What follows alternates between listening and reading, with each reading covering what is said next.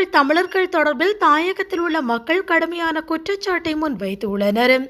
கடந்த சில தினங்களாக சாவகச்சேரி ஆதார வைத்தியசாலை தொடர்பில் அதிகம் பேசப்படுகிறது. வைத்தியசாலைகளில் நடக்கும் பாரிய மோசடிகள் குறித்து வைத்தியர் அர்ச்சுனா ராமநாதன் வாயிலாக வெளிக்கொண்டு வரப்பட்டுள்ளது.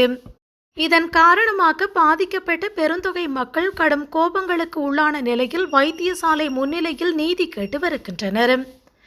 இவ்வாறான வைத்தியத்துறை சார் மாபியாக்கள் உருவாக்க புலம்பெயர் தமிழர்களும் ஒரு காரணம் என்று பலரும் குற்றம் சாட்டியுள்ளனர். புலம்பெயர் நாடுகளில் வாழும் ஈழத்தமிழர்கள் பலர் யாழ் போதனா வைத்தியசாலைக்கு கோடிக்கணக்கான பணத்தை அள்ளி அள்ளி கொடுக்கின்றனர்.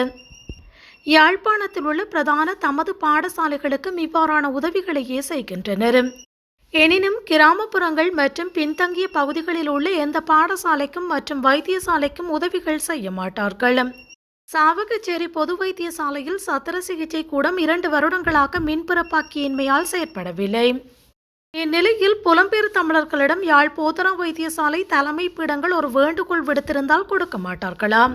யாழ் போதனா வைத்தியசாலைக்கு சிடி ஸ்கேனர் மற்றும் பல பெறுமதிமிக்க உபகரணங்கள் புலம்பெயர் தமிழர்களால் வாங்கி கொடுக்கப்படுகிறது. பின்தங்கிய பகுதிகளில் உள்ள வைத்தியசாலைகளை குறைத்து ஏன் கவனம் எடுக்கவில்லை என்ற கேள்வி எழுந்துள்ளது. சாவகச்சேரி பகுதியை சேர்ந்த பலர் பல்வேறு நாடுகளிலும் வாழ்கின்றனர். அவர்கள் ஏன் இதனை சீர் செய்ய முன்வரவில்லை என்ற கேள்வியும் எழுந்துள்ளது. சாவகச்சேரி ஆதார வைத்தியசாலையின் பல பிரிவுகள் நீண்ட காலமாக மூடப்பட்டுள்ளது.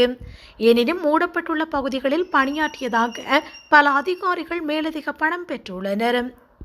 இவ்வாறான வைத்தியத்துறை மாபியாக்களை கட்டுப்படுத்த யாழ் போதனா வைத்தியசாலைக்கு கோடிக்கணக்கில் பணத்தை வழங்கும் ஈழத்தமிழர்கள் கேள்விகளை கேட்க வேண்டும்.